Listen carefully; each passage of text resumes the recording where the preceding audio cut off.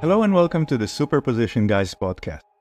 My name is Yuval, and my guest today is Murray Thom, Vice President of Quantum Business Innovation at D-Wave Systems.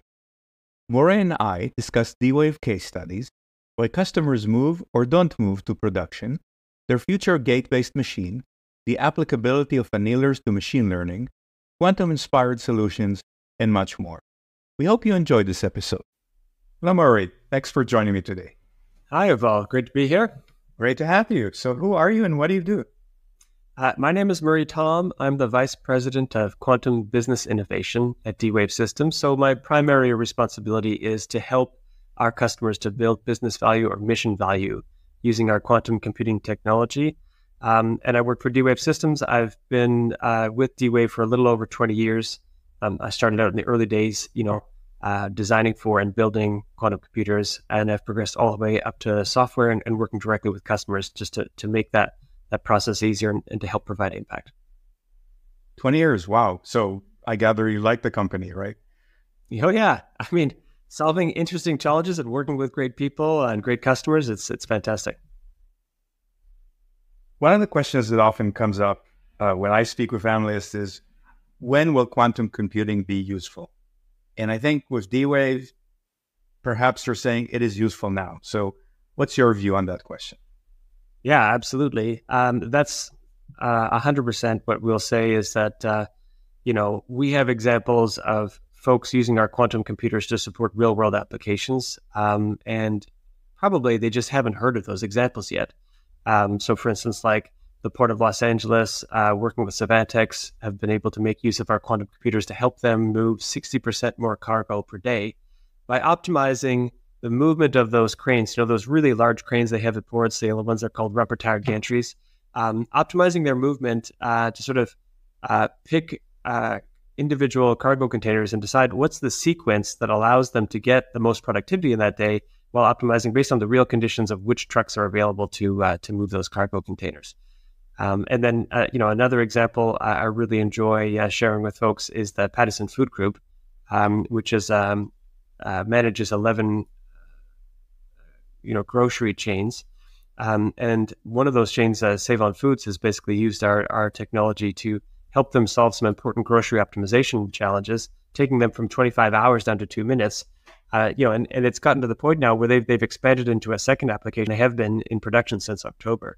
So when people realize, like in the case of the Port of Los Angeles, when that application was running in production, it was calling our quantum computers every 15 seconds, 2 shifts a day, 6 days a week. Then they're starting to realize, okay, I'm not thinking about lasers on an optics table anymore. I'm thinking about like a real compute infrastructure, part of our IT infrastructure that we can access through APIs in the cloud and get results that impact our daily lives. So speaking about the Port of Los Angeles, I understand that quantum can solve the problem, but how much effort was put into trying to solve that problem classically? And are you in a position to say that quantum actually outperformed the classical optimizer in this case or cases like it? Yeah, well, I think that in many of these real-world applications, folks are dealing with a lot more than just the technology itself. They're dealing with a full application workflow. And always, we're focused on bringing our customers return on investment, value when they're running it. So in every case that we're talking about where folks are running these in production, that is exactly what they're seeing. Commercial value, return on investment in terms of what they're running. And I think that's the ultimate litmus test for quantum computing, is being able to fit into that. I think that, there have been many papers and optimization and research papers in quantum physics where we've been able to demonstrate situations or problems or precise information about the right places to use quantum computing to provide advantage, where we've been able to demonstrate that advantage. But it's important, I think, for people to realize that that is not the industrial application context, that's the research context. And in the industrial application context, people are looking for a technology solution that includes all the resources that can help them in, as problems are coming at them thick and fast to get high quality solutions, whether those are quantum and classical. And our experiences have taught us that both quantum and classical technologies have a role to play in these production applications. And so I think a big part of what's differentiating these solutions and the customers who are using our systems is they're using quantum hybrid solutions, where it's both the quantum and classical computers working together in harmony, complementing one another's strengths to bring those solutions to them. Now, I think a lot of your listeners may think that actually, it may help them to kind of realize that, there are distinct different levels of demonstrations of performance in quantum computing. One is the commercial value that I was just talking to you about. The second one is, this question of quantum advantage, where like if a quantum computer is a device that uses quantum effects to accelerate calculations, then a quantum advantage should be a demonstration that the quantum effects are providing that advantage, right? And our recent Nature paper is an example of that, where we can actually directly show, both theoretically and through experiment, that our quantum annealing systems are able to improve solution quality faster than classical methods. But then there's like another tier above that, which is, classical computers can't solve this problem. And that's like a total different tier of difficulty, where you have to then show that like it's not possible for classical computers to solve the problem. That's much more difficult. And so, I think that those different levels of questions are kind of getting addressed by different communities with different sort of focuses in terms of how they're going about it. In terms of solution delivery, do you typically work directly with the customer, or do you work through a system integrator or someone that also deals with a lot of the classical side? I think what's most important is to make sure that we're working with the folks who have domain expertise about the problem that they're trying to tackle. I think every large enterprise is facing a build or buy decision. Like, should I build a team with quantum expertise that are going to look within my organization, find the places where it will be applicable, and then build my solutions for me? Or is it faster and more cost effective to work with a group of experts who can do this quickly and are already familiar with the technology? Certainly, I find that if there are folks outside your organization who have a lot of experience with the problem domain, like folks who are very close to the problem domain and what are the features that make that difficult, that's probably most important. But we've certainly found, we've actually created an entire program around helping organizations who are looking for our help to accelerate them on that quantum journey, our D-Wave launch program. And that's really, whether they're starting at, problem discovery, like where are the places in my business where quantum computing could be applicable, or they're building proof of concept at application scale, or they're going to limited production release or full production. That's a program we can use to help them wherever they're coming in, sort of move along that journey more quickly. And that I think has been very effective, and a lot of our customers really appreciate being able to engage with programs like that. Last time I looked at your website, you had dozens or maybe hundreds of case studies with different types of customers and different types of optimization applications. I assume not all of them have moved to production. Perhaps many have sort of stayed at the proof of concept level. And I'm wondering, why is that the case? Is it just because they were curious about quantum and wanted to try something, but don't have real budgets to move into production? Is it because the results were not good enough? Is it something else? Where do you see enterprises on the adoption curve? So that's a great question.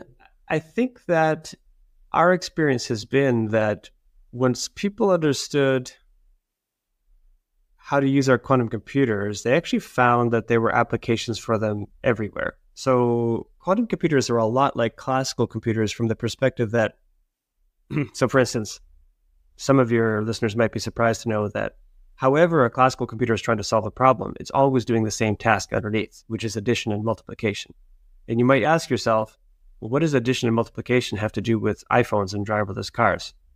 Well, it turns out if you can do a lot of those calculations and you can do them very quickly, it has everything to do with them. So, but it's important to realize that classical computers had early applications and they had some applications that materialized late. And quantum computing is going to be the same thing. So as people have investigated, we've seen people, complete as many as 250 early applications. And that's to help people find like, oh, okay, well, here are where discrete optimization or discrete sampling tasks are. Here's the relationship between quantum computing and machine learning. And some of those are going to basically provide impact at much earlier scale than others. So I would say that, sometimes when we're working with folks, we'll actually find a really high quality technique that is really well served by classical computing. And if that's the case, we want our customers to be able to take that solution there, because that's what's going to work most effectively for them in that circumstance.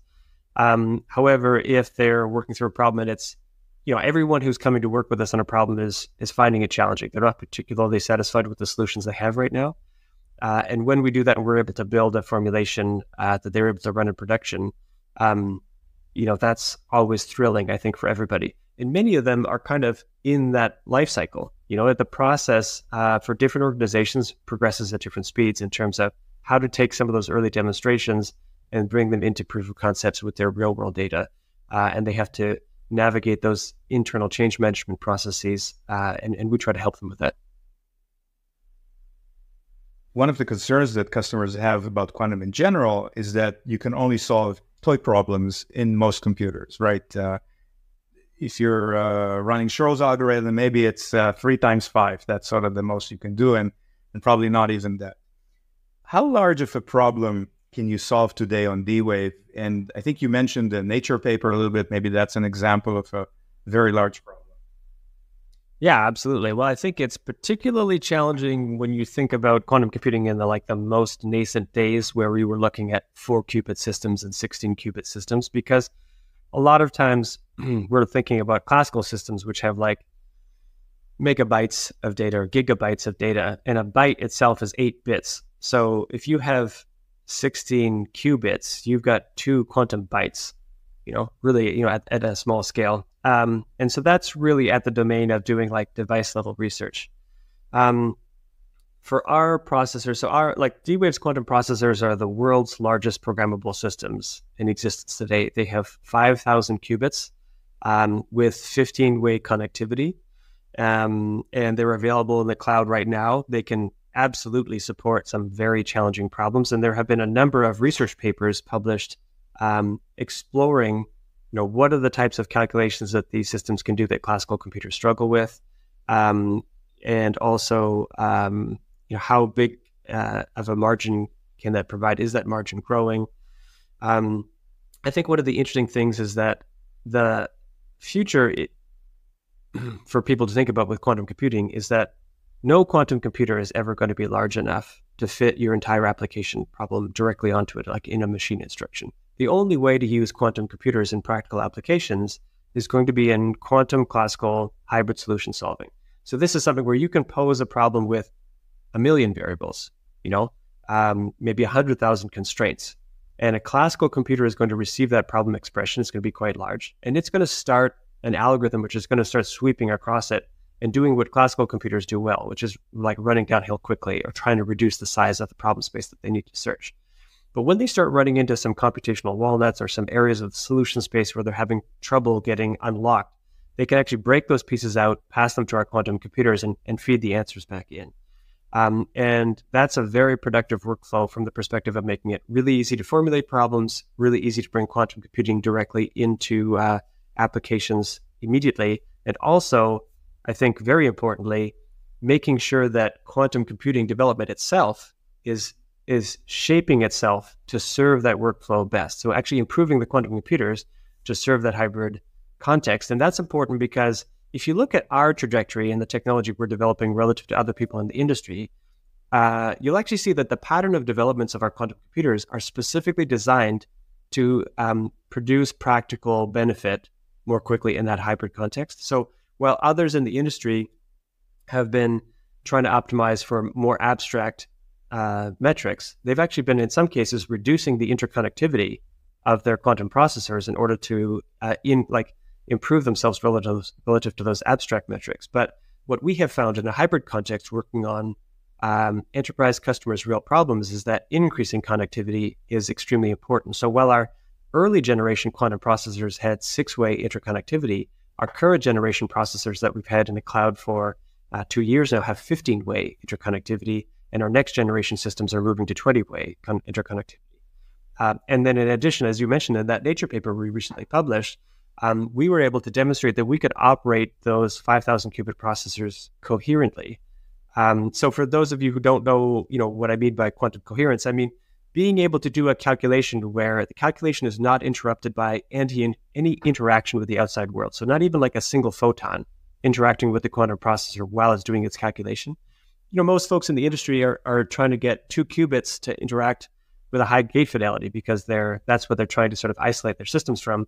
Well, we have been able to demonstrate we can do that at a 5,000 qubit scale on our commercial quantum processors in the cloud while our other customers are using the system. So I think that people are going to be pleasantly surprised about the resources that are available to them now, Yuval, and also, the rate with which they're growing. Assuming customers are not in love with one particular technology, but just want to solve a problem. So they could say, okay, we're going to go to D-Wave and use a quantum annealer. They could say, we're going to go to someone else and use a digital annealer, not a quantum annealer, or try to use a gate-based machine. How do you compare all 3 types? And if you want a bonus points, then you can also do analog computing. Yeah. Okay, well, I think the key thing to talk about is the distinction between quantum and classical. So as our quantum computers started to really develop, a lot of effort was put into like benchmarking quantum and classical systems, and particularly like, let's say, our systems which are doing quantum annealing. It's kind of like, imagine thermal annealing is the process of like heating up a metal and then cooling it down really quickly to make it hard, or cooling it down really slowly to make it soft. So that's a thermal annealing process, and you can simulate that with a classical computer, and that's called simulated annealing. And you can do that to try to help you solve optimization problems. So our quantum computers do that with a quantum process, and it's the quantum mechanics which is actually helping you find high quality solutions.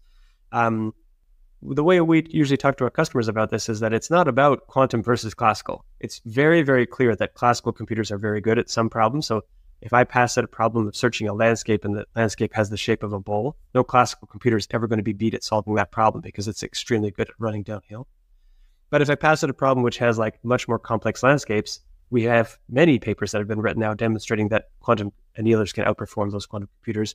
So it's really about why build on a classical only solution when you can build with technology that's got both classical and quantum computing in it and is improving with compounding benefits of the developments of both of those technologies.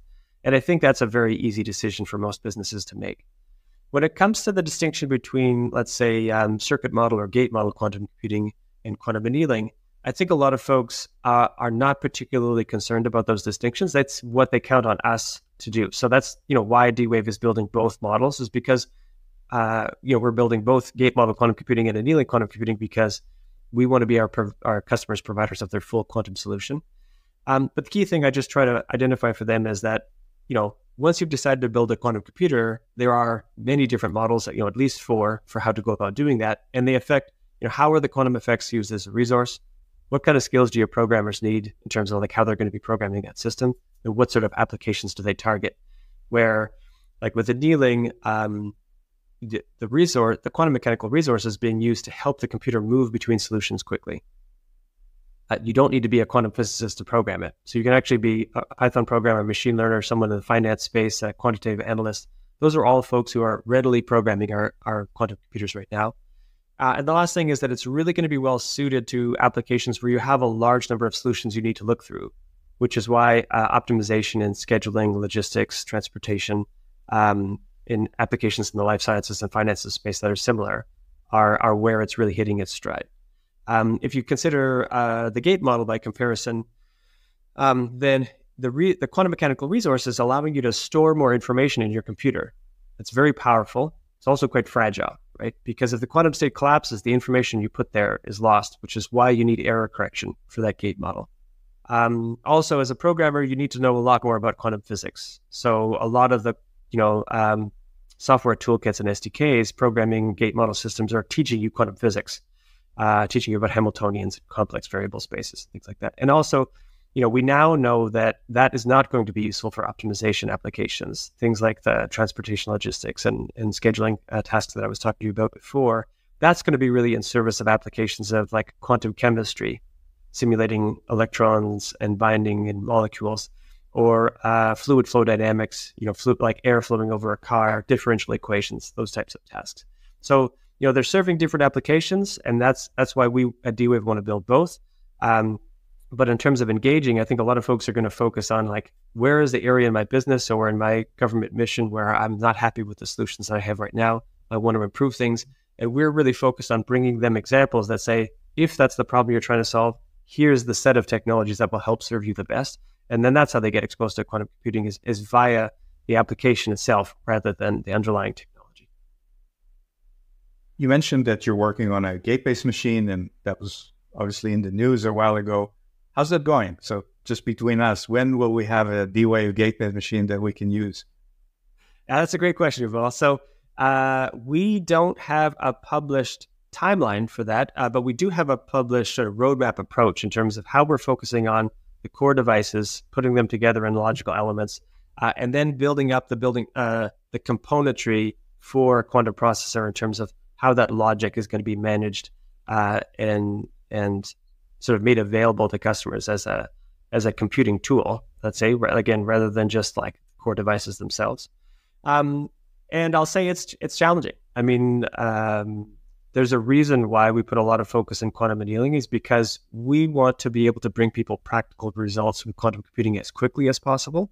And with the gate model approach, it's probably 7 or more years before we're going to be able to help our customers provide impact on their commercial applications with those systems. But it's a worthy challenge and one that we're really interested in. And I think a lot of our customers are really interested in seeing us solve for them. We spoke a lot about optimization. I'm wondering if there's any quantum machine learning application for the annealers. Yeah, absolutely. In fact, there's a very close connection between the underlying programming model of our quantum computers and quantum annealers and machine learning and neural networks from the perspective that, like, the qubits are either sort of in a 0 state or in a 1 state in the same way that neurons either don't fire or they fire. And the qubits are coupled to one another. They actually influence one another's state in the same way that neurons have synaptic connections between them that sort of determine what patterns of neurons are going to be firing. And it's that intercoupling that causes these patterns of events, or patterns or configurations of state and neural networks that make them so powerful in terms of being able to train them and learn on complex problems.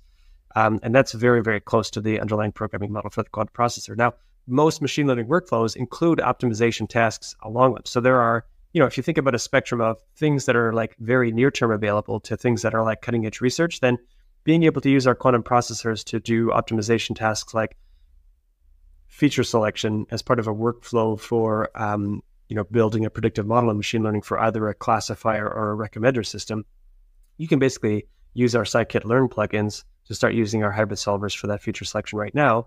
Then as you start moving towards like reinforcement learning tasks, you're starting to get more into the research space and developing a lot of your own methods and pushing the boundaries of what's been done there. And then if you go furthest in that direction into generative machine learning, then you're starting to look at some papers that have been written on how to take a variational autoencoder and then include like a discrete model into it to make it a discrete variational autoencoder, so that latent space can actually have like more representational power as you're trying to learn patterns in your data. And then there have been papers written on making that discrete model a quantum model. So you have quantum variational autoencoders. And there's fascinating underpinning connections, technical connections between these spaces, quantum and AI. And I think it's just a matter of having these really smart communities have time to kind of like push those boundaries, learn those connections, and program them in that way to show us what can be trained and learned there. As we get close to the end of our conversation, I wanted to ask you about access models. I think early in your history, you sold a machine and delivered it on site to a customer. Then for a while, you had the machines on a public cloud. And I believe now the access is primarily directly through D-Wave. Can you walk me through sort of the thinking of how this changed over time?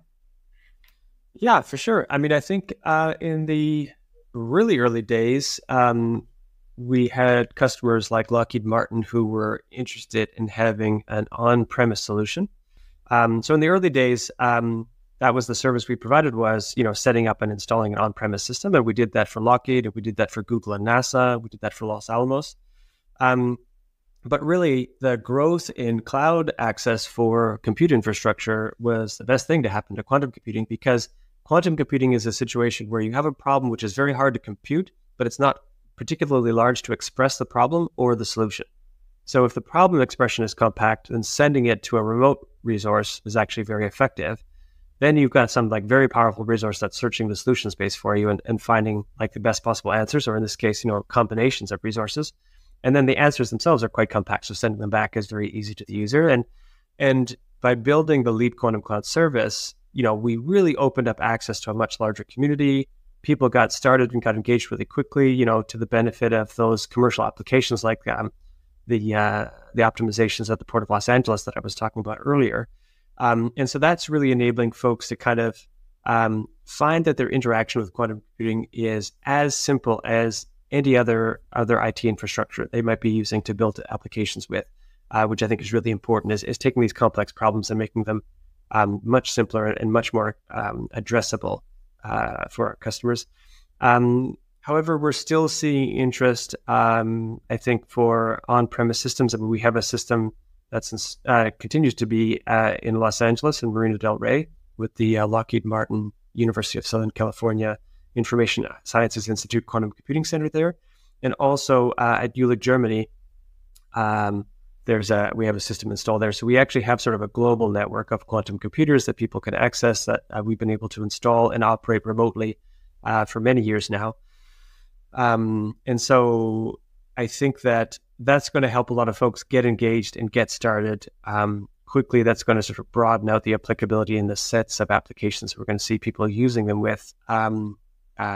And then we're going to continue to see, I think, a lot of folks thinking really strategically from the perspective of, wanting to use resources that are in their region, wanting to create programs locally around quantum computing centers that, train the workforce of the future, the kind of programming skills they need to understand what quantum computers are and what kind of problems they're solving, how to put them to use.